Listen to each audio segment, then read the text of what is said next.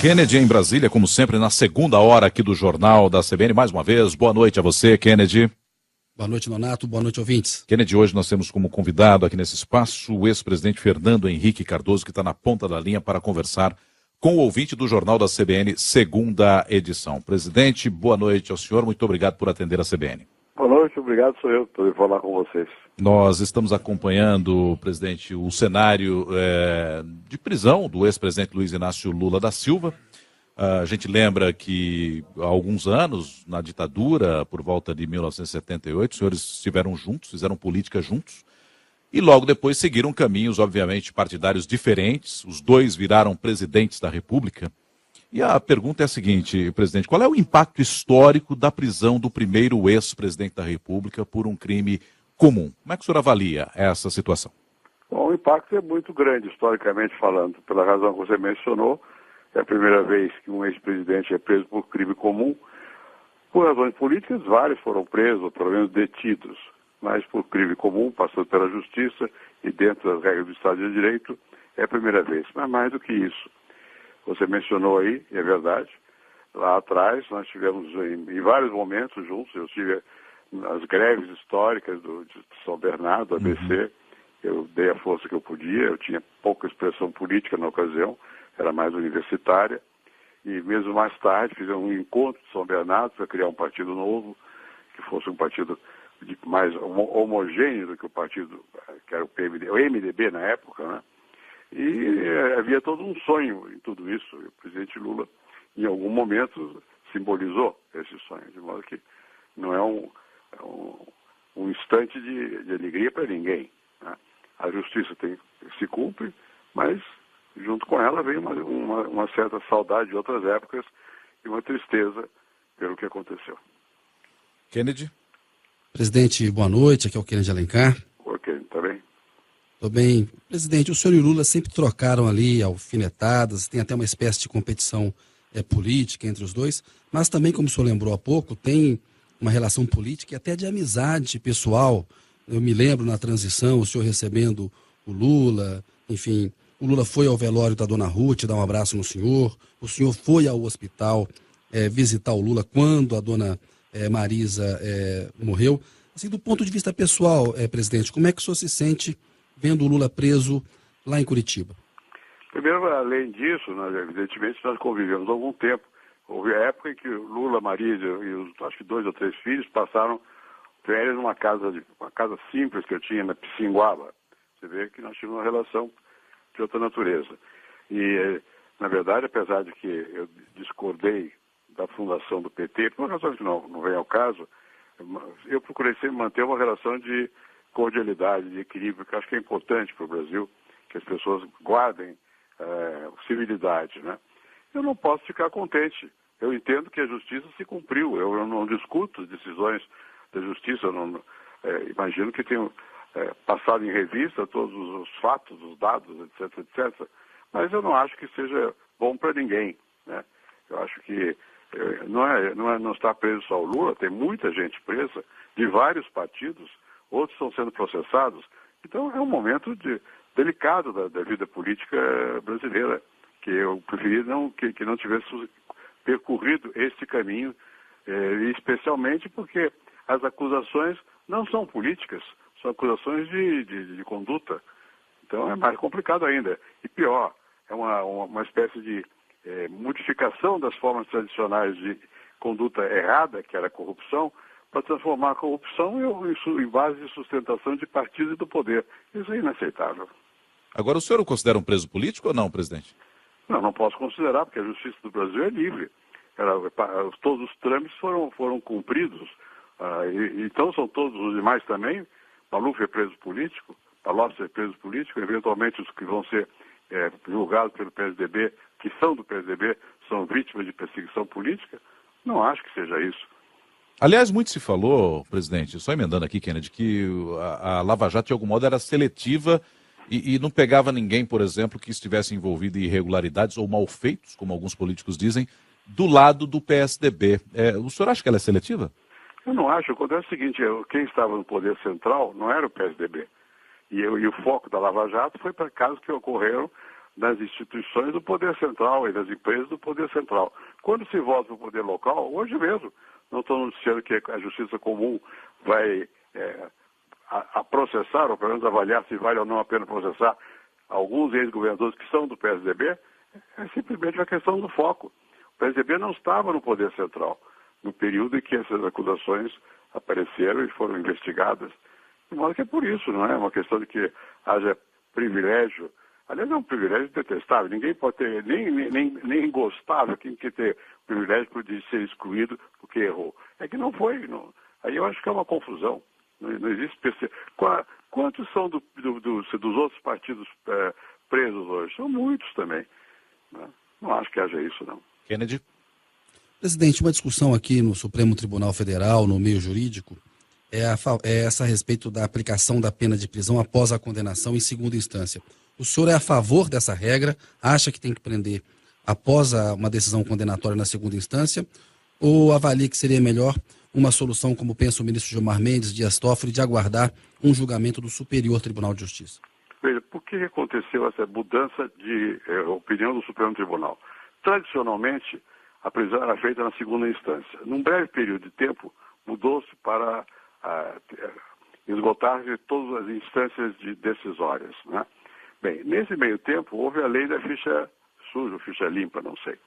O que ela diz?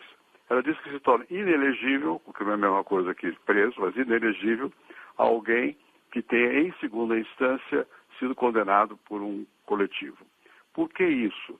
Pela prescrição de pena, pelo fato de que nós temos no nosso sistema penal, processual, tais recursos que os que têm meios de protelar a decisão, protelam e são beneficiados pela prescrição da pena. Então, essa antecipação para o final do segundo foi para evitar a impunidade.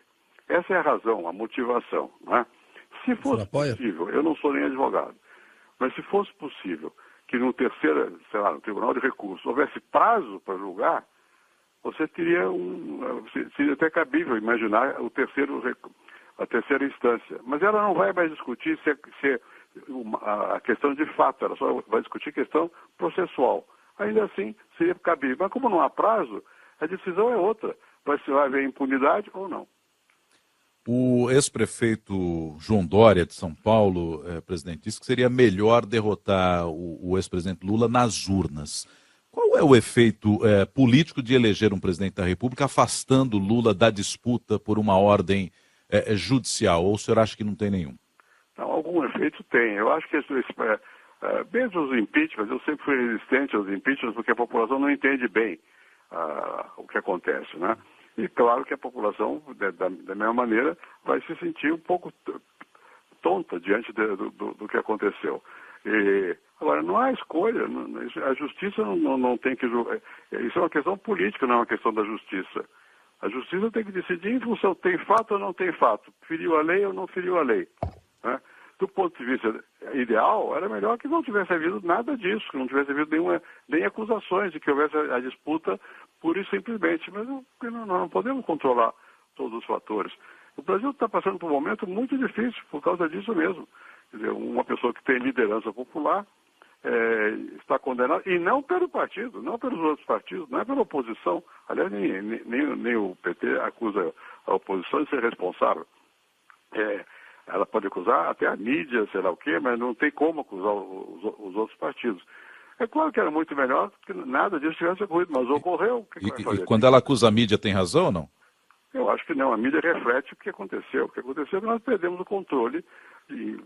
Nós não. Alguns perderam o controle ético no levar a vida pública adiante, né?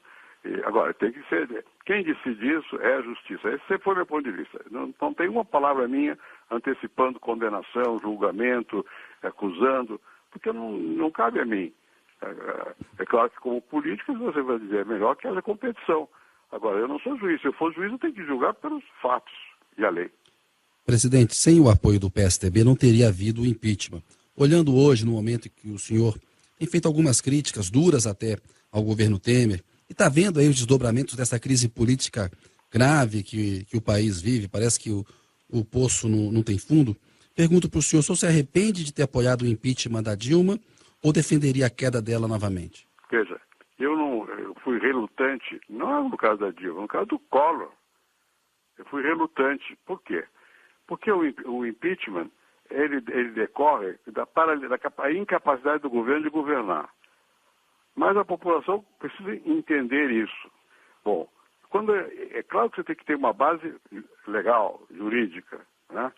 Agora, quando ocorre o impeachment, é que o governo perdeu as condições de governar. Eu sou parlamentarista, né? Eu não quero que se faça isso aqui no Brasil hoje, porque nossos partidos estão desorganizados e desmoralizados.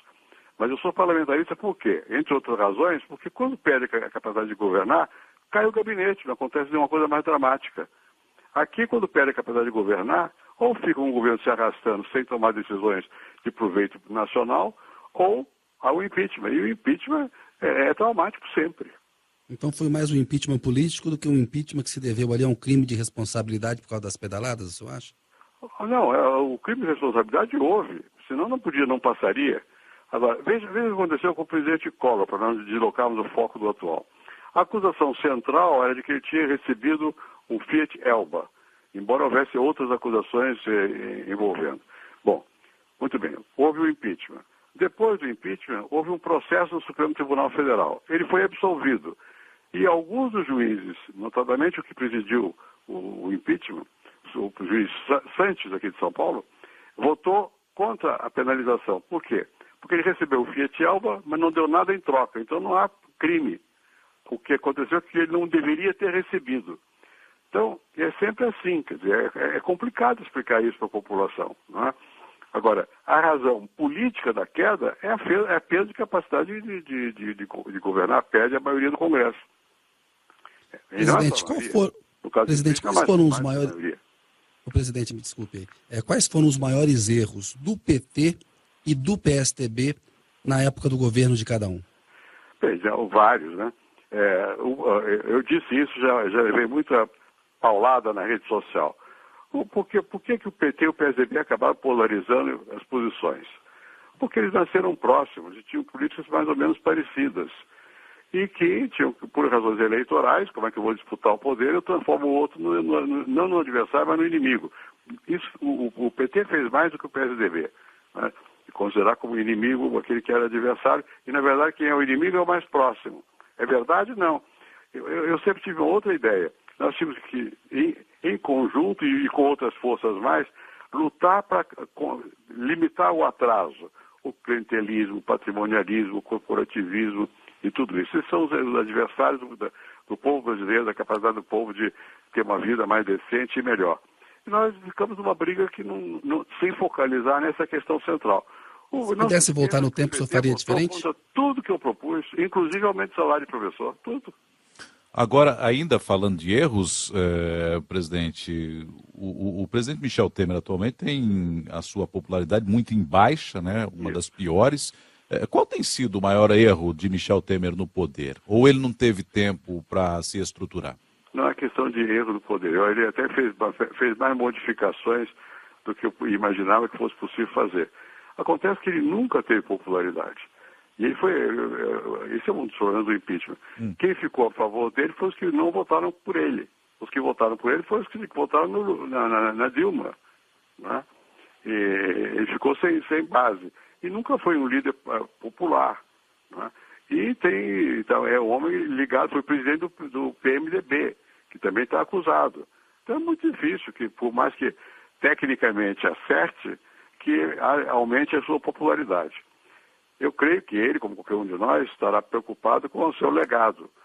Mas eu diria o seguinte, o legado é a história quem faz. Não adianta se dizer eu fiz isso, eu fiz aquilo, porque a história vai repensar tudo e vai mudar até de opinião no correr do tempo, né?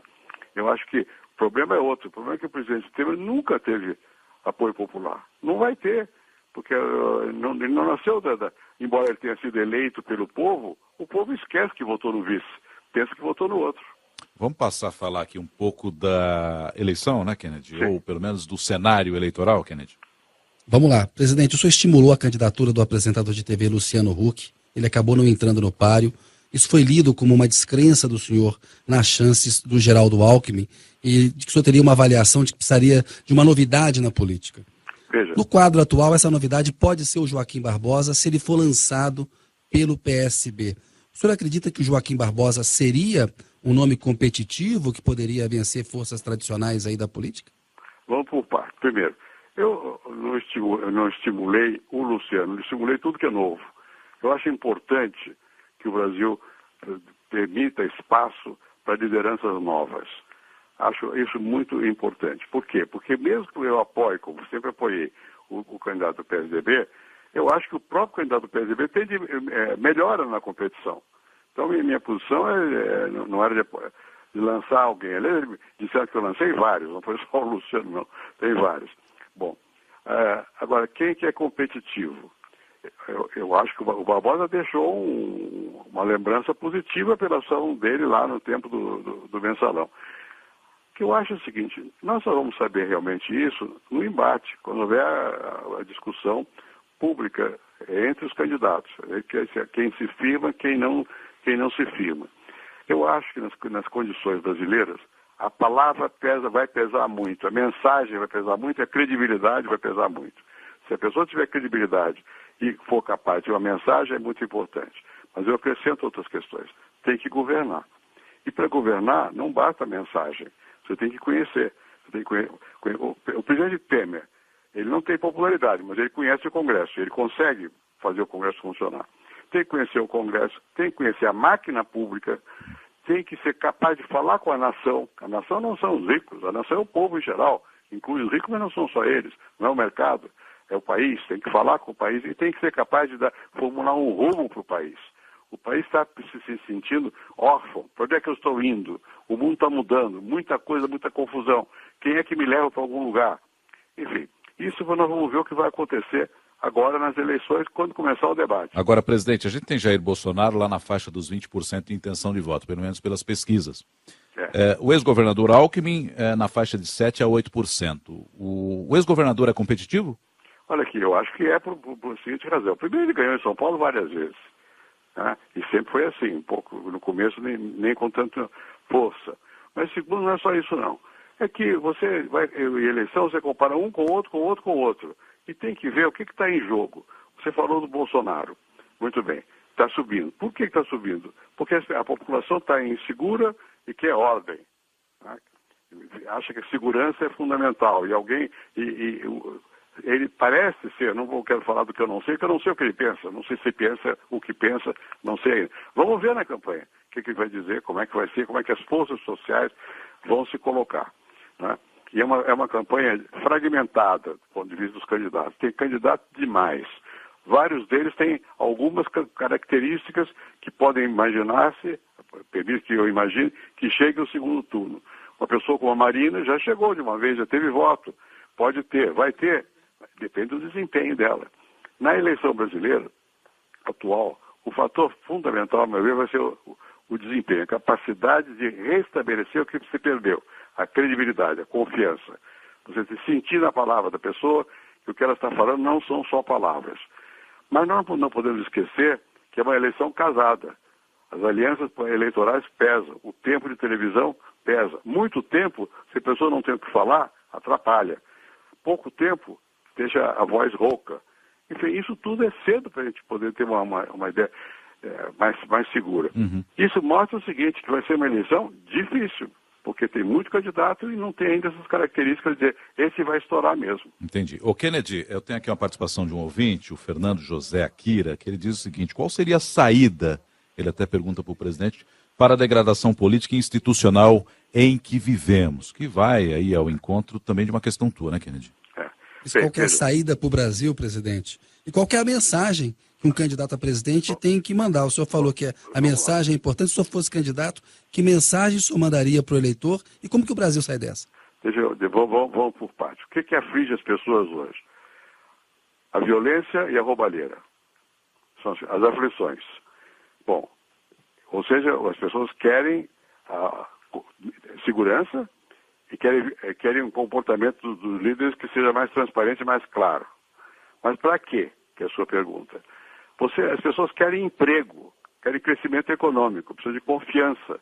Né? E querem as coisas simples que todo mundo quer. Transporte, educação, saúde, moradia. Como é que você toca nas pessoas? não é só tocando nesses temas, é as pessoas sentindo que você tem capacidade e tem firmeza e expressa sinceramente um caminho para essas pessoas nesta direção. O Brasil tem que retomar o crescimento, é preciso botar ordem na casa, é preciso parar a roubalheira, é preciso que haja segurança, portanto, autoridade. Esse é o ponto. E você tem que transmitir, mais do que falar, do que discursar, a sua vida e você mesmo inspirarem esses valores. Presidente Fernando Henrique Cardoso, muito obrigado por atender a CBN. Uma boa noite ao senhor, hein? Boa noite e boa sorte para nós todos. Boa noite, presidente. Obrigado pela entrevista. Bom, Kennedy, tivemos aí, portanto, a participação do ex-presidente Fernando Henrique Cardoso, né? Ontem ouvimos o pré-candidato do PDT, Ciro Gomes, anteriormente Gleice Hoffmann, também presidente nacional do PT, e obviamente a gente nunca pode fugir dessa situação atual do ex-presidente Lula. A gente tem que estar sempre perguntando e questionando a respeito disso, né, Kennedy? Exatamente, e o ex-presidente está com o discurso mais afiado do que muito candidato, né, Nonato? Sem dúvida, também achei.